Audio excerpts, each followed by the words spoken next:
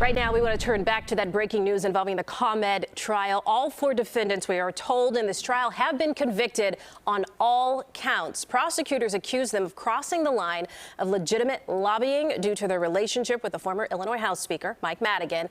The charges range from bribery to falsification of records. And again, all four found guilty on all counts involved. Want to bring in CBS 2 legal analyst Irv Miller now. Irv, let's just get your initial reaction to the verdict. You know, we're dealing with jury trials in federal court. Typically, this is what happens. U.S. Attorney's Office doesn't usually proceed on a case unless they're pretty sure they could win. And I'm pretty sure that's how they felt about this particular case with respect to all four of these defendants. So, Irv, our reporter, by the way, Tara Molina, is coming out, so as soon as we can get to her, we will. But, Irv, if we're talking about charges that range from bribery to falsification of records, what type of time could these defendants be facing?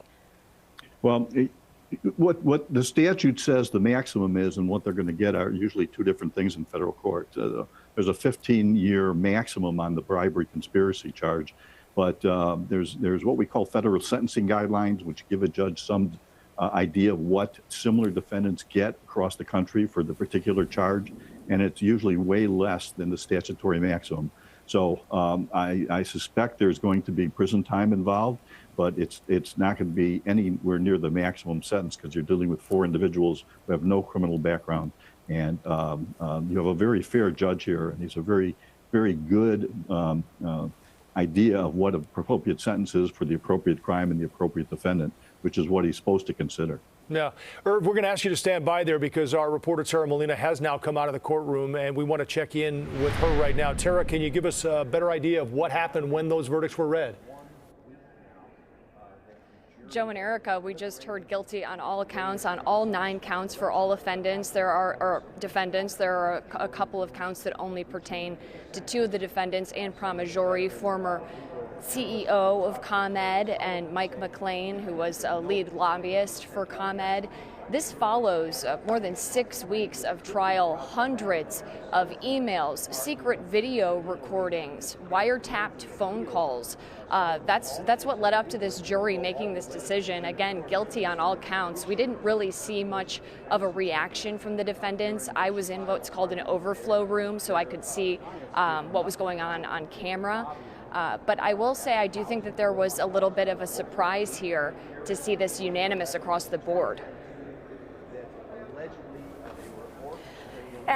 Tara, we know that you've been following this trial closely. Take us through the timeline in terms of how long the deliberations were. So we're going into what, about day 5 of the jury deciding whether to convict these 4 defendants? Exactly, Erica. Day 5, the jury's been deliberating intensely, and that's after, again, more than 6 weeks of trial, testimony, defense, argument.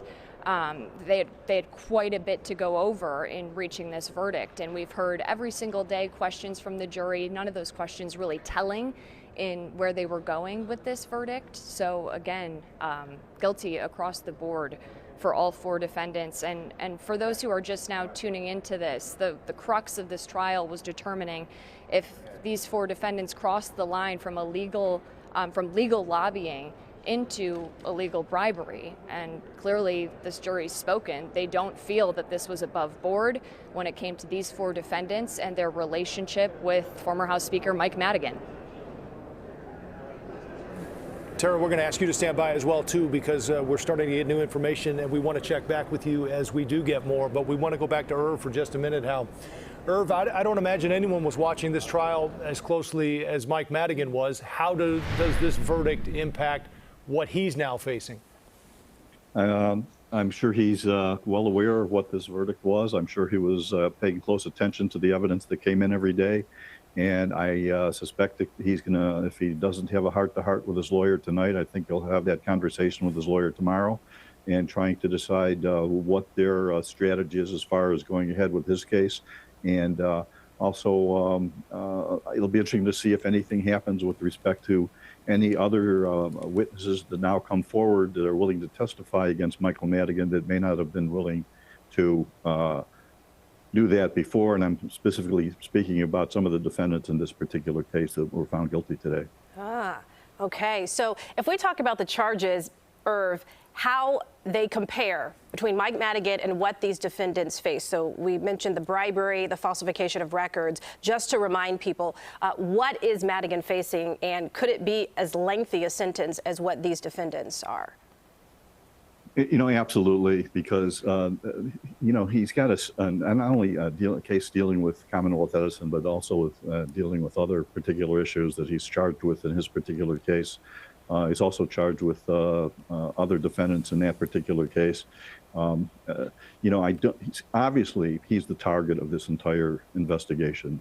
The goal of the government, obviously, was to get the Speaker of the House based upon information that they had, information from witnesses, information from recordings which were played in court over the last several days that are clearly incriminating as to the former Speaker.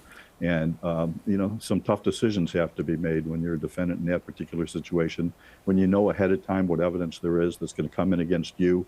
You know, it'll be interesting to see what his decisions are about his particular case, although it's not going to be imminent, because his trial isn't set for months and months from now. Right. Irv, one of the defendants was a lobbyist. Michael McLean, and was very closely connected with Michael Madigan. But what does it say to you that the former CEO of ComEd was found guilty in this case as well? You know, if I had kind of rate this case as far as who had a chance of walking away scot-free, she would have been my first choice. You know, she's obviously in a different position. She was not a governmental employee. She was a CEO of a private company. She wasn't a politician, but yet, you know, what went on was, you know, it came from Commonwealth Edison to, you know, the Speaker. And you had these witnesses that came in and testified that linked certain activities that she either agreed to or knew about and didn't do anything about. And I suspect that's why the jury found her guilty in this particular case. I think she hurt herself when she testified. There were things that came out that she shouldn't have said, that created an open door for the prosecutors to go in. I'm specifically talking about the proffer that she came in at the beginning of the case before she was charged to try to talk her way out of any charges. And apparently she mentioned that during her testimony. She shouldn't have, and it opened the door for the government to get into an area that they couldn't have got into. It's always a risk to put your client on the stand.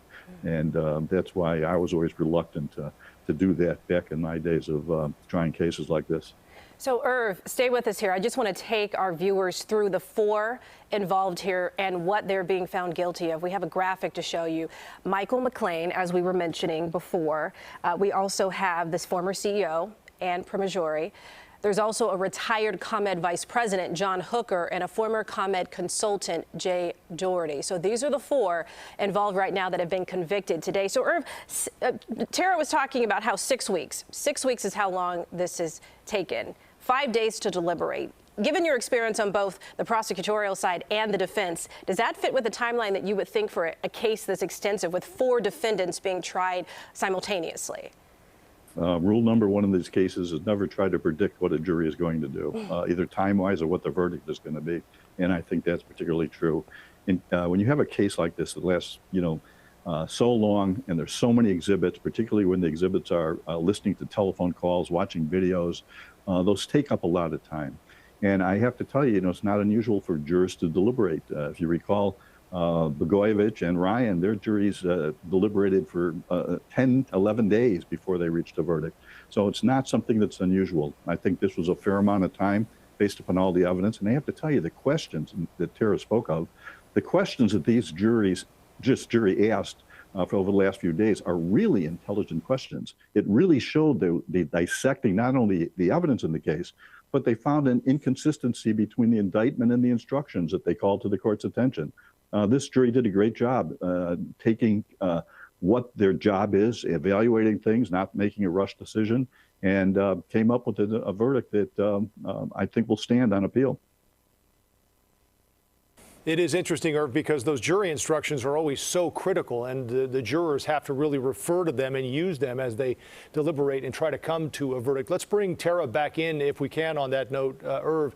And Tara, ask you what you found to be one of the more compelling pieces of evidence during this trial that you covered very closely. Irv mentioned the fact that Ann Primajori testified. What were some other key points in this trial from where you stood reporting on it? Joe, I think the big takeaway, especially for those who maybe didn't follow this as closely, is this jury had a really inside perspective to all of this because of those wiretapped phone calls. They're hearing these people on the phone discussing these supposed benefits being provided to Mike Madigan. They're seeing emails in writing, black and white. And there were a couple instances of actually secret video recordings. So imagine how that would change your perspective. You're not just hearing testimony, you're not just hearing argument, you're seeing all of this for yourself firsthand.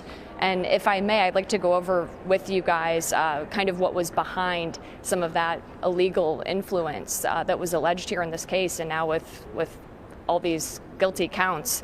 Really what's behind all of this, there were allegations that there were $1.3 million paid to ComEd subcontractors who were really just Madigan cronies who were doing no work.